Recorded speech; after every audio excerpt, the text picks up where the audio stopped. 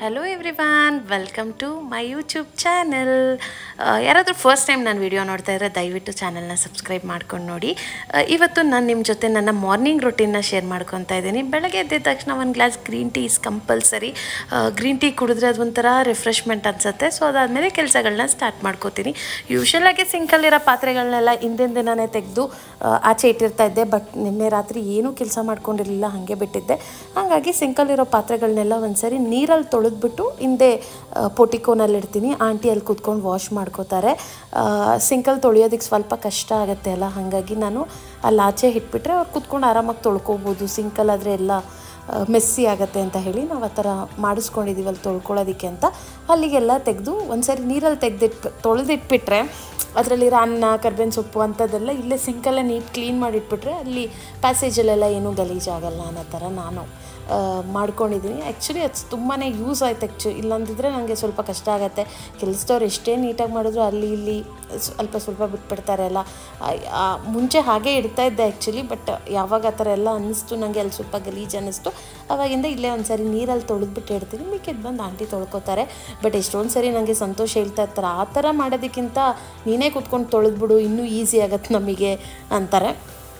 So ಇವತ್ತು ಹಾಗೆ ನಿಮ್ಮ ಜೊತೆ ಒಂದು ಬ್ರೇಕ್ಫಾಸ್ಟ್ ರೆಸಿಪಿ ಕೂಡ ಶೇರ್ ಮಾಡ್ಕೊತಾ ಇದ್ದೀನಿ. ಸೋಯಾ ಚಂಕ್ಸ್ ಪಲಾವ್ ಮಾಡೋದನ್ನ ತೋರಿಸ್ತಾ ಇದ್ದೀನಿ ನಾನು ಇವತ್ತು.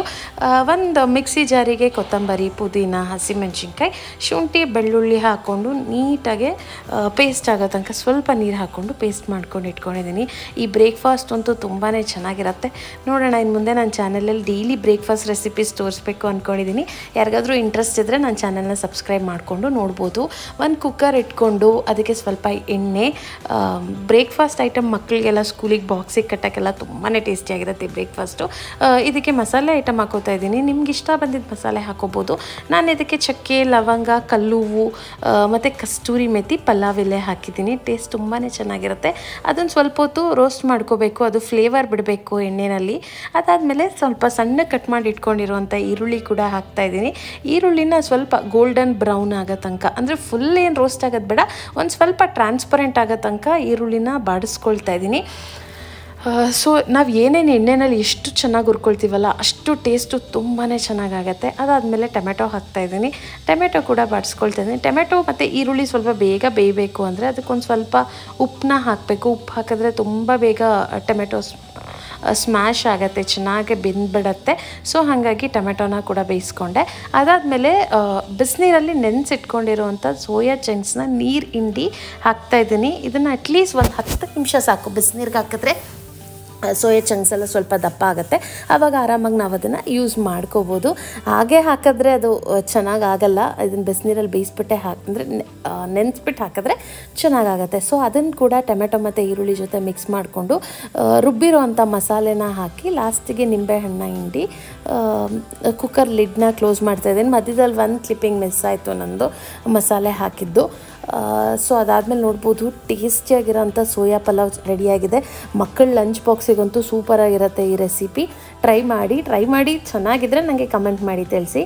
ಅದೆಲ್ಲ ಆದಮೇಲೆ ಸ್ವಲ್ಪ ಬಟ್ಟೆ ವಾಷಿಂಗ್ ಮಿಷಿನ್ಗೆ ಹಾಕಿದ್ದೆ, ಅದೆಲ್ಲ ತೆಗಿಯೋಣ ಅಂತ ಹೇಳಿ ಹೋದೆ.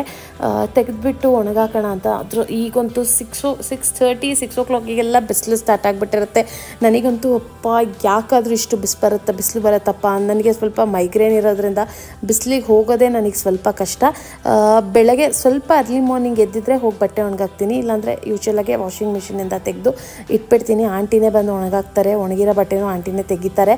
ಯಾಕಂದರೆ ನನಗೆ ಹೆಡ್ಡೇಕ್ ಸ್ಟಾರ್ಟ್ ಆದರೆ ನೆಕ್ಸ್ಟ್ ಡೇ ಬೆಳಗ್ಗೆ ತನಕನೂ ಆ ಹೆಡ್ಡೇಕಲ್ಲೇ ಇರ್ತೀನಿ, ಮೈಗ್ರೇನ್ ಸ್ಟಾರ್ಟ್ ಆಗಿಬಿಟ್ರೆ. ಹಾಗಾಗಿ ನಾನು ಆದಷ್ಟು ಬಿಸಿಲಿಗೆ ಹೋಗೋದನ್ನ ಅವಾಯ್ಡ್ ಮಾಡ್ತೀನಿ. ಡಾಕ್ಟರ್ ಕೂಡ ನಂಗೆ ಅದನ್ನೇ ಹೇಳಿದ್ದಾರೆ, ಎಷ್ಟು ಸಾಧ್ಯ ಅಷ್ಟು ಬಿಸಿಲಿಂದ ಅವಾಯ್ಡ್ ಮಾಡಿ ಅಂತ. ಹಾಗಾಗಿ ನಾನು ಬಿಸಿಲಿಗೆ ಹೋಗೋದೇ ತುಂಬ ಕಮ್ಮಿ.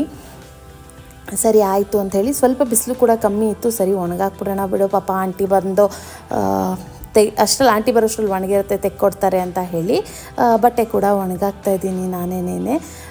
ಸ್ವಲ್ಪ ಟೆರೆಸಲ್ಲಿರೋ ಪ್ಲ್ಯಾಂಟ್ಸ್ಗಳಿಗೆಲ್ಲ ನೀರು ಹಾಕಬೇಕಾಗಿತ್ತು. ಯೂಶ್ವಲಾಗಿ ಆಂಟಿನೇ ಹಾಕ್ತಾರೆ. ಕೆಳಗಡೆ ಇರೋ ಪಾರ್ಕಿಂಗಲ್ಲಿರೋ ಅಂಥ ಪ್ಲ್ಯಾಂಟ್ಸಿಗೆ ಸಂತೋಷ ಹಾಕ್ತಾರೆ, ಟೆರೆಸ್ ಮೇಲಿರೋ ಪ್ಲ್ಯಾಂಟ್ಸಿಗೆ ಆಂಟಿ ಹಾಕ್ತಾರೆ. ನನ್ನ ಕೆಲಸ ಏನಂದರೆ ಜಸ್ಟ್ ಗಿಡ ತರೋದು, ನೆಡೋದಷ್ಟೇ ನನ್ನ ಕೆಲಸ. ಮೇಂಟೆನೆನ್ಸ್ ಎಲ್ಲ ನಾನು ಯಾವತ್ತೂ ಮಾಡೋದಿಲ್ಲ, ಇವರಿಬ್ಬರೇ ಮಾಡೋದು ನಮ್ಮ ಮನೆಯಲ್ಲಿ. ಟೆರೆಸ್ ಮೇಲಿರೋ ಪಾಟ್ಸಿಗೆ ಸಂತೋಷ ಹಾಕಲ್ಲ, ಕೆಳಗಡೆ ಇರೋ ಪಾಟ್ಸಿಗೆ ಆಂಟಿ ಹಾಕಲ್ಲ. ಅವರಿಬ್ರದ್ದು ಒಂಥರ ಮ್ಯೂಚುವಲ್ ಅಂಡರ್ಸ್ಟ್ಯಾಂಡಿಂಗು. ಮೇಲೆ ಇವರೇ ಹಾಕಬೇಕು, ಕೆಳಗೆ ಇವರೇ ಹಾಕಬೇಕು ಅಂತ ಹಾಕ್ತಾರೆ. ಇವತ್ತು ನಾನೇ ಹಾಕ್ತೆ ಟೆರೆಸ್ ಮೇಲೆ ಪಾಟ್ಸಿಗೆ ನೀರು. Thanks for watching. ಬಾಯ್.